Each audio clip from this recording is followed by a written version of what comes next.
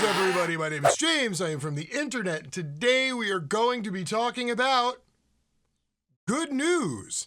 Now, over the course of the last year, I have brought you nearly 300 of these videos.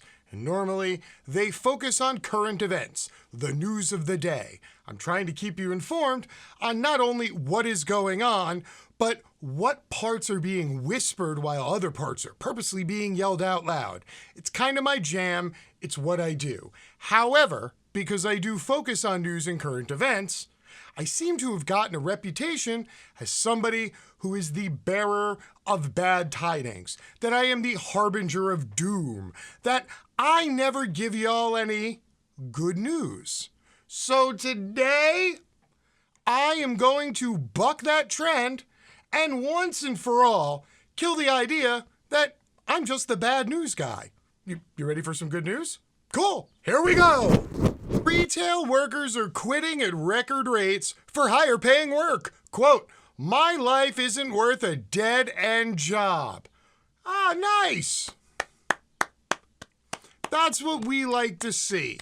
Workers looking around at their horrible work conditions, their low pay, and their inability to collectively bargain for something better. They're just throwing their hands up in the air, and usually one finger in specific. I'll give you a hint, it's the one. And they're walking off the job because they've come to realize that their dead-end job is not necessarily a dead end. Retail workers drained from the pandemic and empowered by a strengthening job market are leaving jobs like never before. Americans are ditching their jobs by the millions, and retail is leading the way with the largest increase in resignations of any sector. Some 649,000 retail workers put in their notice in April, the industry's largest one-month exodus since the Labor Department began tracking such data more than 20 years ago. Now, I'm sure there are a ton of people out there screaming, oh, this is the fault of, lazy employees, or this is the fault of the horrible federal government and the CARES Act and, giving away welfare to people so they're just lazy and entitled and don't bother working.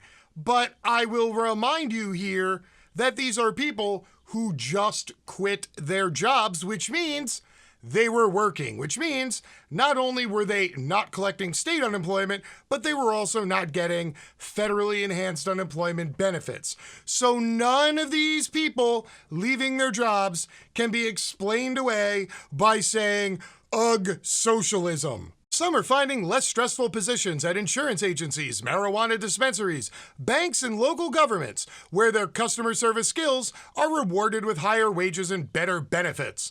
Others are going back to school to learn new trades or waiting until they are able to secure reliable child care. One of the largest issues with the pandemic, by the way, sorry to interrupt myself here, but again, to all the people screaming about the lazy and entitled folk sitting at home on their ass collecting unemployment, please keep in mind that there are millions of people out there who are the sole care provider for a small child. The ones all y'all pro-life people worship as the exalted form of existence, which should be worshipped above all others, the life of a child. Oh, wait, what? Oh, no, that's only unborn children you care about. Yeah, never mind. Hey, lazy moms, get back to work. Fuck your 6-year-old child. Leave him home alone. Pfft. Whoa. It was a really dismal time, and it made me realize this isn't worth it, said 23-year-old Ashlyn Potts of Murfreesboro, Tennessee, who left her $11 an hour job as an aquatic specialist at a national pet chain in April to focus on writing and art. Quote, "My life isn't worth a dead-end job." And oh, real quick, before the screaming about liberal arts crowd comes rolling in, I'd just like to remind all you fucking nudniks driving around in your Chevy pickup trucks with the extra high lift kits and the 2 posts that put out actual fucking coal smoke who are like, fuck them damn liberals and their art stuff. Hey, just remember who wrote all the background music for that shitty Kid Rock track that you're playing on volume 12 in your shitty pickup truck, and who designed the graphics on your shitty Affliction t-shirt, okay? I'm gonna give you a hint. It was a bunch of people who who studied art and music. So for the love of God, please stop making the argument of people are useless because they're getting liberal arts degrees. Okay, dude, in that case, please do us all a favor, stop wearing the Affliction t-shirt, and for the love of God, please stop playing that fucking Kid Rock song at volume 12. In interviews with more than a dozen retail workers who recently left their jobs, nearly all said the pandemic introduced new strains to an already challenging work. Longer hours, understaffed stores, unruly customers, and even pay cuts. And this right here is where the rubber meets the road. It is people realizing that they deserve better, they are worth more, and if their current employer cannot be bothered to address those needs and concerns, well then, they will take their labor elsewhere. Isn't this what y'all call the free market, right?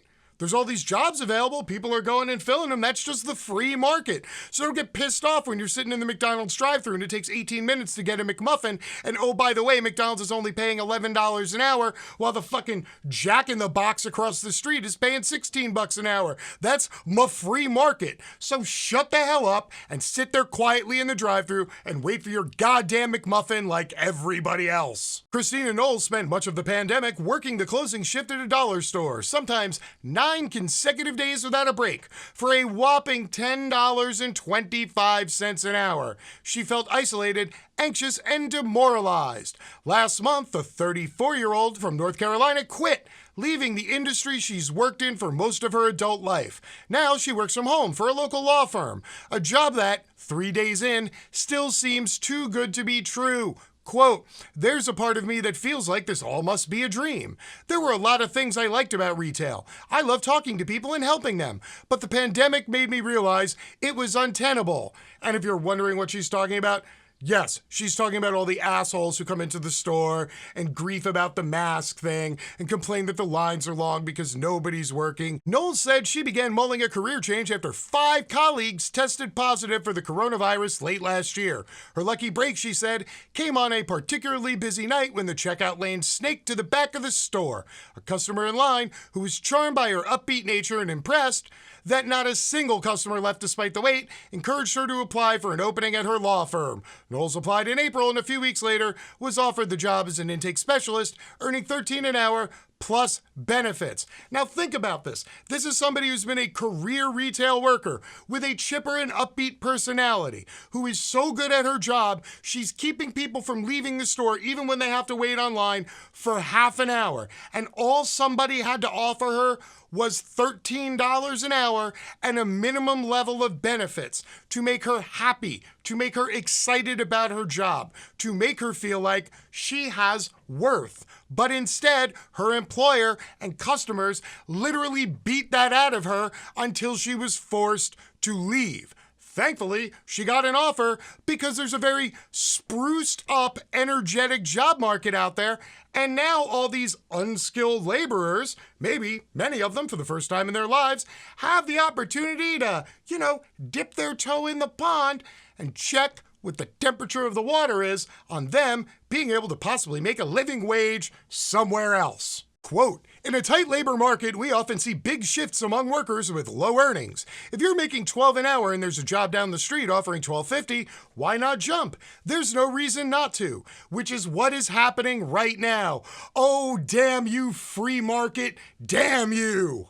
Hiring now signs are cropping up on storefronts big and small as retailers scramble to fill up openings. Many have raised wages or benefits to keep up. Target, Best Buy, Under Armour, and Kay Jewelers all recently increased starting minimums to $15 an hour, while Amazon is offering sign-on bonuses as high as $1,000 to new employees. Well, to be fair, Amazon always has a high turnover because Jeff Bezos doesn't like to have employees who stay at his company for more than 3 years because he thinks staying at a job for more than 3 years makes people complacent and lazy.